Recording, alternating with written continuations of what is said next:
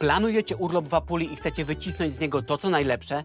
Zastanawiacie się, jak połączyć intensywne zwiedzanie z błogim relaksem na plaży?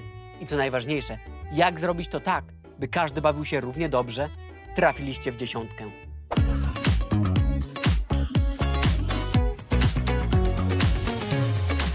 Brawo! Apulia to region idealny.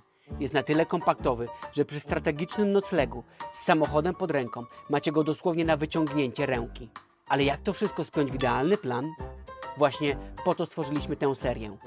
Przed Wami 3 odcinki i aż 18 sprawdzonych przez nas atrakcji, które pomogą Wam zbudować własną, niezapomnianą trasę po obcasie włoskiego buta. W tym odcinku ruszamy z pierwszą szóstką. Pamiętajcie, jeśli goni Was czas lub interesuje Was konkretny punkt, w opisie filmu znajdziecie rozdziały. Możecie śmiało przeskakiwać, choć polecamy zostać z nami do końca, bo smaczki kryją się w detalach.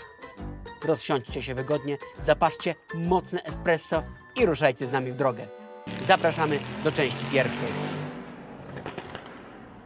Z daleka wygląda jak ogromny, biały tort postawiony na środku gaju oliwnego. To właśnie Ostuni, czyli słynne La Città Bianca. Jeśli szukacie miejsca, które zdefiniuje Wasze wyobrażenie o włoskim południu, to właśnie tutaj powinniście skierować koła swojego auta. Z Bari dojedziecie tu w około godzinę i 15 minut, a ostatni jej odcinek prowadzić będzie przez malownicze gaje oliwne, o których wspomnimy jeszcze w odcinku. Dlaczego tutaj wszystko jest białe? To nie tylko kwestia estetyki. Tradycja bielenia domów wapnem sięga średniowiecza i miała 2 zadania. Po pierwsze, odbijać palące słońce Apulii, a po drugie, co ciekawe, wapno działało odkażająco podczas epidemii dżumy. Dziś to po prostu raj dla fotografów. Kultowe błękitne drzwi na tle śnieżno-białych ścian to kadry, których nie trzeba przygotowywać. Nasza rada? Schowajcie mapę do kieszeni. Ostuni najlepiej zwiedza się gubiąc w labiryncie schodów i ciasnych przejść. Dla dzieciaków to był prawdziwy plac zabaw. Szczególnie, że co kawałek spotykaliśmy mnóstwo lokalnych kotów, które leniwie wygrzewają się na murkach. Nam udało się trafić na coś wyjątkowego.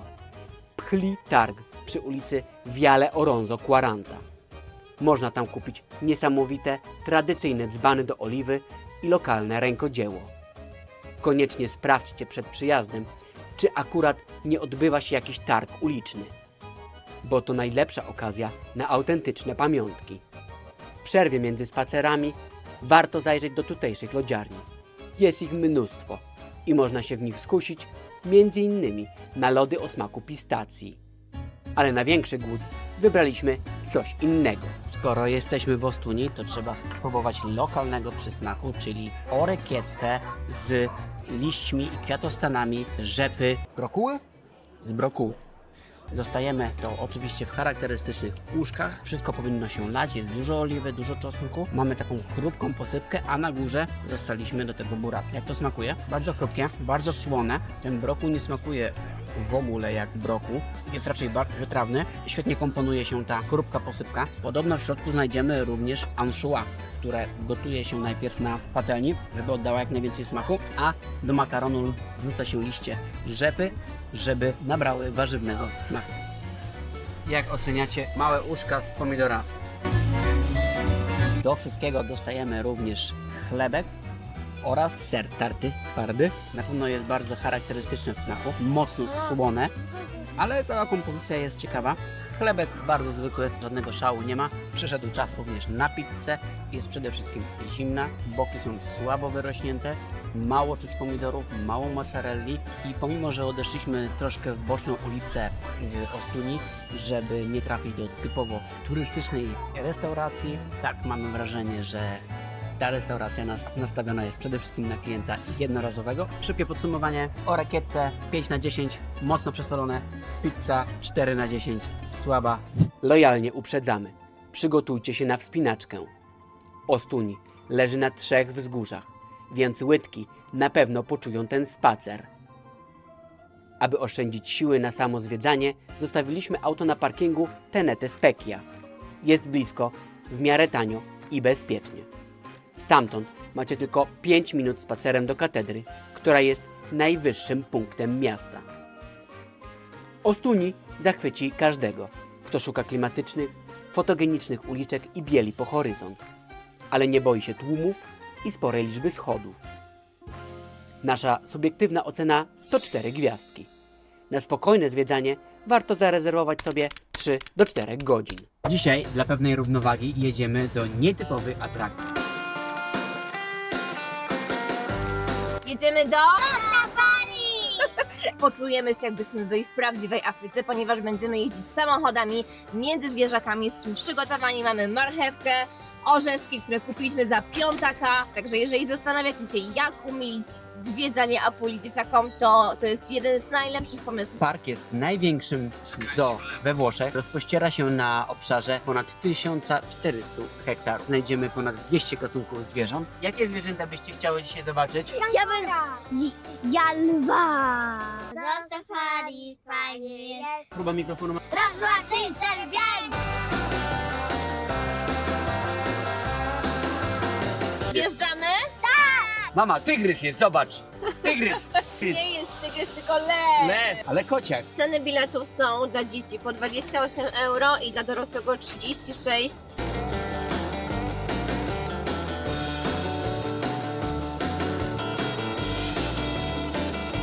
Cześć, kolego. Jakiegoś selfiaczka sobie strzelimy? Po złości, że mu jedzenia nie dałem, mi skasował mi lusterko. Mnie puknął w szyję. Chłopie, ja mam... Dawać żarcie! Ty, ale jaką kurde chcę jedzenie. Dobrze ubezpieczenie wykupiłem. 2 osły koło mnie! 3 osły, a nie przepraszam. Patrz jak łazi! Ja nie, to jest fajnie. Myślałem, że niby nie wolno karmić, ale te zwierzęta wyglądają jakby cały dzień były karmione. Do Afryki nie trzeba lecieć, wystarczy do Bari, do Włoch.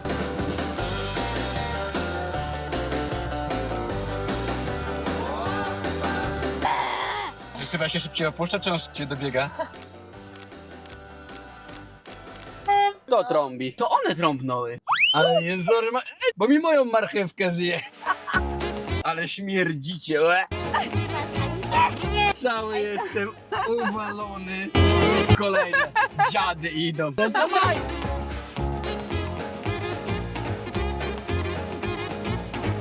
Cip, cip, cip, cip, cip, cip, cip, cip, cip, cip, cip, cip, cip, cip.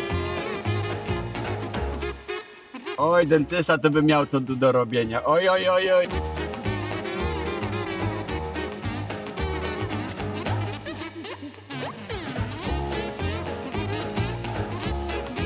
Szczerze, dużo fajniejsze doświadczenie niż takie zwykłe zobaczenie.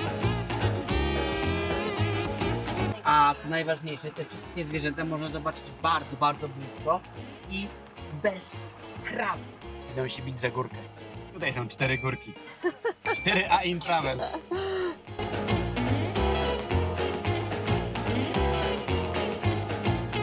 Ale te orzeszki to miały być dla pawianów. My też jesteśmy głodne.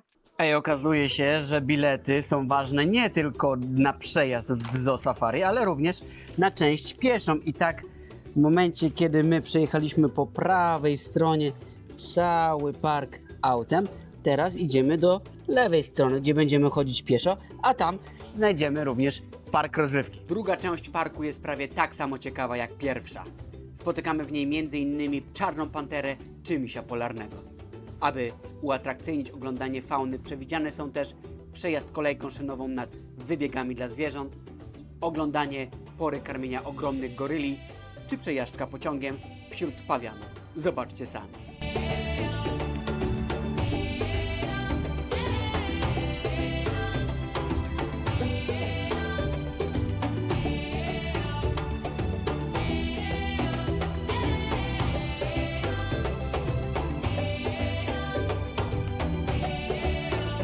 To Armagedon. Małpy chciały nas pożreć. Apokalipsa. Ale jak wyjeżdżamy poza bramę, to jest taki pan z kijem I od razu wszystkie zeskakują. Momentalnie. Wypuszczają goryle z klatki. Czułam się jak małpa w klatce.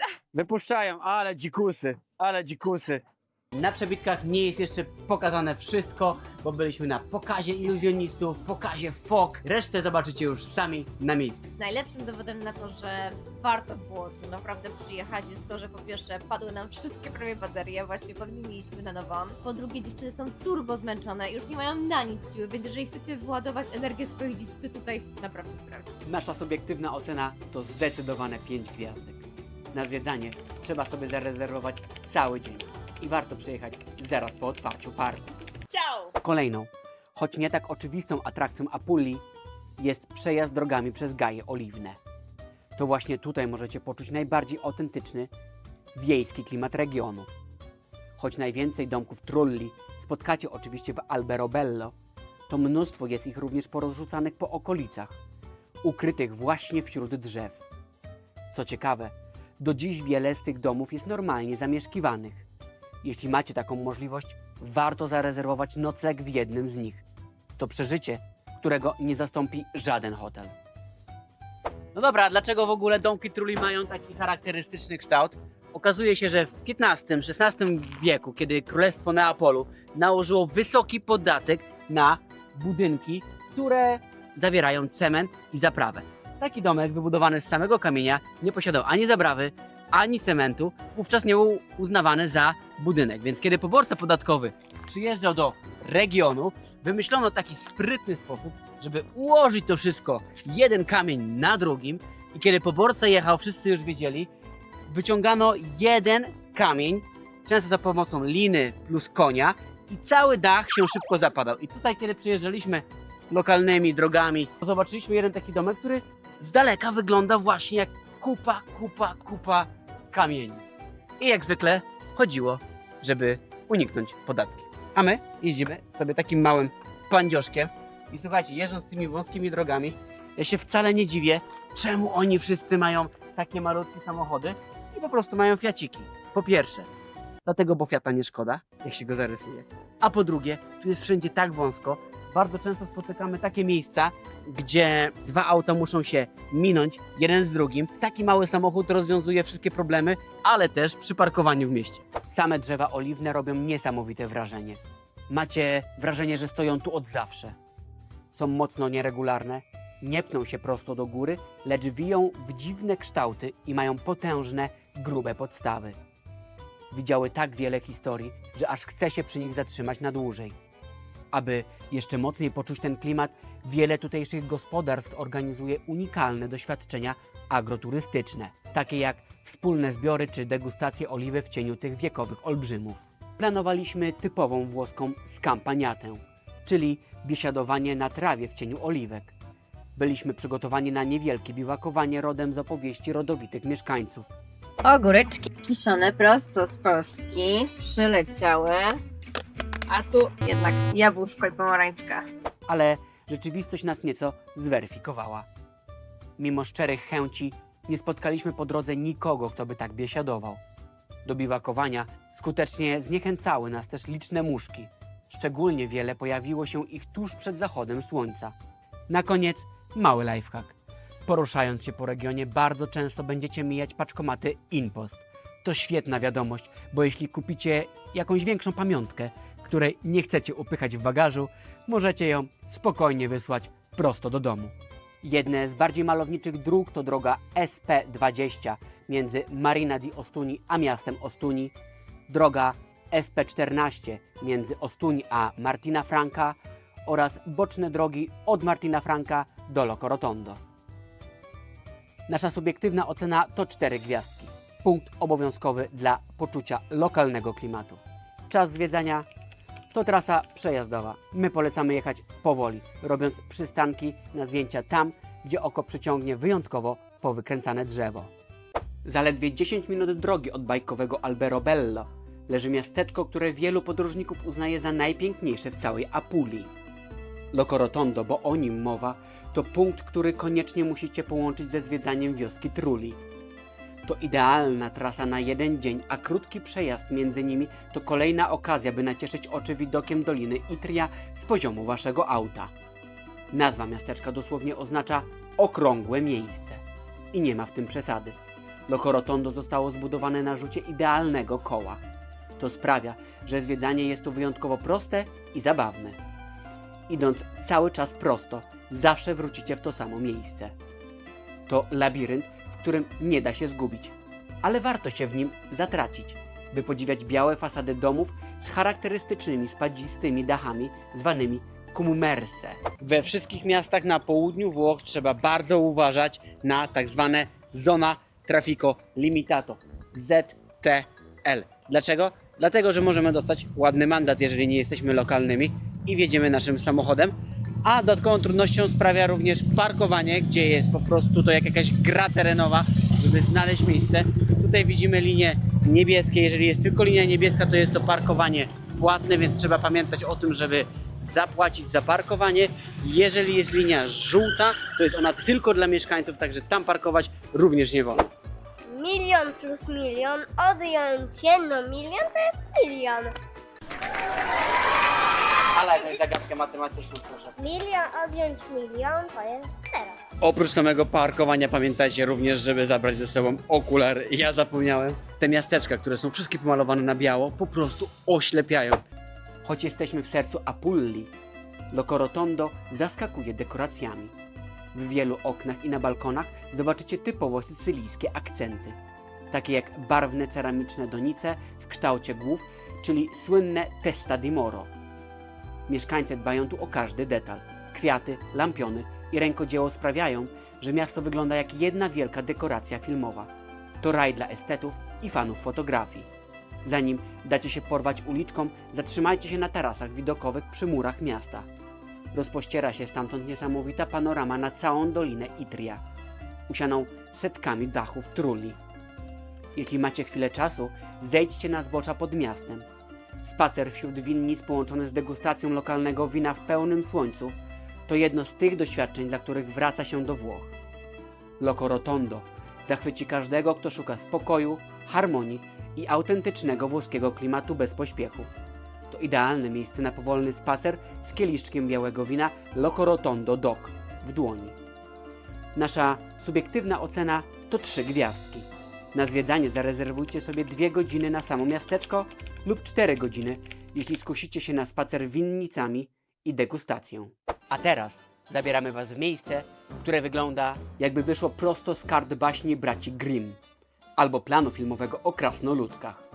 Przed Wami Alberobello, czyli stolica słynnych domków trulli. Z Bari dojedziecie tutaj w około godzinę, a trasa przez Dolinę Itria pełną winnic i kamiennych murków to czysta przyjemność. Zostawił kluczyki w aucie. Kusi mnie strasznie, żeby wsiąść i się przejechać. To, co widzicie, to prawdziwy majstersztyk inżynierii bez użycia ani grama zaprawy. Alberobello trafiła na listę UNESCO, bo w samym centrum znajduje się ponad 1500 takich kamiennych stożków. Ta unikalna konstrukcja z niesamowicie grubymi murami działa jak naturalna klimatyzacja. Nawet w największe apulijskie upały, wchodząc do środka, poczujecie kojący chłód. Natomiast zimą kamień świetnie kumuluje ciepło, co przez wieki pozwalało mieszkańcom przetrwać chłodniejsze miesiące. Spacerując między trulli, koniecznie spójrzcie w górę. Na dachach zobaczycie tajemnicze białe symbole. Od słońca i gwiazd po znaki religijne. Miały one chronić mieszkańców przed nieszczęściem. Dla dzieciaków to świetna zabawa, tropienie znaków czarodziejów. Warto też zajrzeć do lokalnych sklepików. Znajdziecie tam nie tylko magnesy, ale też charakterystyczne ceramiczne baloniki, lokalne rękodzieło i piękne tekstylia. Nasz trik? Szukajcie sklepów z napisem Terrazza Panoramica. Wiele z nich oferuje wejście na dach. Zazwyczaj wystarczy kupić małą pamiątkę, by móc wejść na górę i zobaczyć morze stożkowych dachów z zupełnie innej perspektywy. Alberobello to magnes na turystów, więc przygotujcie się na tłumy, szczególnie w dzielnicy Rione Monti. Jeśli chodzi o parkowanie, polecamy Parcheggio Viale Indipendenza. Jest duży, płatny, ale stamtąd macie tylko kilka kroków do serca miasta. Mimo że domki są małe, chodzenia jest sporo, więc wygodne buty to podstawa. Alberobello zachwyci każdego, kto chce zobaczyć coś unikalnego na skalę światową i poczuć się jak w wiosce Smurfów. To miejsce absolutnie wyjątkowe, choć bardzo turystyczne. Nasza subiektywna opinia to zdecydowanie 5 gwiazdek. Zarezerwujcie sobie minimum 3 godziny, aby przejść obie główne dzielnice i zrobić masę zdjęć. Wieczorem warto zajechać do mniej turystycznej miejscowości o nazwie Cisternino. A dlaczego? Sami zobaczcie. Dajemy dzisiaj drugą szansę słynnemu Orecchiette z liśćmi rzepy z Rocua, ale trafiamy dzisiaj do Cisternino, miasta, które słynie z całkowicie czegoś innego. Restauracje są w zasadzie taką przybudówką do rzeźników i po prostu przychodzimy, wskazujemy, który kawałek mięsa byśmy chcieli surowy i oni wtedy nabijają na szpadę i wrzucają go na grilla. Zamówiliśmy sobie jedno z klasycznych dań, czyli bombette. Ja dostałem 3 rodzaje. Jedno z panierką z bułki tartej, drugie z solą i z pieprzem, a trzecie na ostro. A co to jest bombette? To jest taka bomba mięsna. W zasadzie jest to taka rolatka wieprzowa, zawinięta w kółko i otoczona serem. Nie pamiętam jaki był to ser, tak być może gdzieś napiszę na dole. Jak to smakuje? Zaczniemy od klasycznego. Mięsko jest super delikatne, czuć, że jest bardzo świeże, nie jest przesolone, jest po prostu doskonałe. Po ostatnim zawodzie, jaki mieliśmy z Orecchiette, musieliśmy je trochę odczarować. Bardzo dobra. Takie jest, wiesz co, wytrawne trochę bym powiedziała nawet. Dobra. Tutaj mocno wyczuwalne są te liście rzepy, delikatny posmak anchois, dużo mniej skrawków krupiących, ale to chyba nawet Co mi lepiej, wyjadasz? bo, Dawaj tam. bo te liście rzepy są zdecydowanie bardziej wyczuwalne. Są takie rzeczywiście bardzo warzywne, a sam makaron jest bardzo, bardzo delikatny. Proszę. Ona, spróbuj.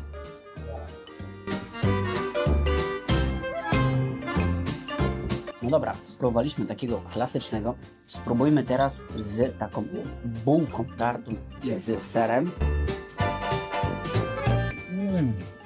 Ten pierwszy był z samym solą i pieprzem, Dobra. a teraz wziąłem taki z panierką i z serem i jest po prostu obłędny. Ten ser się rozpływa i jest delikatny, nie jest przesolony, ta chrupiąca panierka jest delikatna. To mięso jest obłędne. Zobacz, to jest owinięte boczkiem. Porada dla podróżników. Czasami warto zejść troszkę ze szlaków. Cisternino to jest takie miasteczko, które jest troszkę z boku szlaku i nie jest tak oblegane przez turystów. Starówka jest stosunkowo niewielka, ale bardzo klimatyczna. Wieczorem, tak jak Włosi lubią spożywać posiłki, czyli dopiero po 19-20, dopiero te knajpki się otwierają, ale nie spotykamy tutaj żadnych turystów, że Bardzo dobre to jest wszystko. trafić do takich restauracji, które nie są nastawione na jednego klienta w sezonie, tylko na osób, które powracają i do takiej knajpy właśnie trafiliśmy. Na dole damy nazwę, jak się ta restauracja nazywa. Trafiliśmy głównie do takich knajp typowo pod turystów, że wchodzisz, jesz, nie jesteś zadowolony, płacisz za nie wiadomo co i wychodzisz. Mamy jeszcze jedno mięsko. Wygląda, że jest na ostro. Ten ostry jest trochę najsłabszy, ale ta ostrość jest taka wyważona, nie jest jakaś przesadna. Jakbym miał wybierać, to chyba najlepszy ten z serem, klasyczny. Załatwicie tiramisu, a co powiecie? Jęk. I chcę załatwić ten. Załatwione. Ja to załatwiłam, nie Ala. Dobry. To nie jest dobre, to nie jest A dla nas coś zostawicie? tak, może mało. Wyjazd do Apulii to nie tylko miasta, ale również jedzenie. Dzisiaj trafiliśmy bardzo dobrze. Taki zestaw bombet kosztował dzisiaj 16 euro, Orecchiette 13 euro. Pamiętajcie, że w każdej restauracji zapłacicie tak zwane koperty. Zazwyczaj między 2,5 a 3 euro od osoby. Nasza subiektywna opinia 4 gwiazdki. Punkt obowiązkowy, kiedy macie samochód i chcecie dobrze zjeść. Lecimy dalej.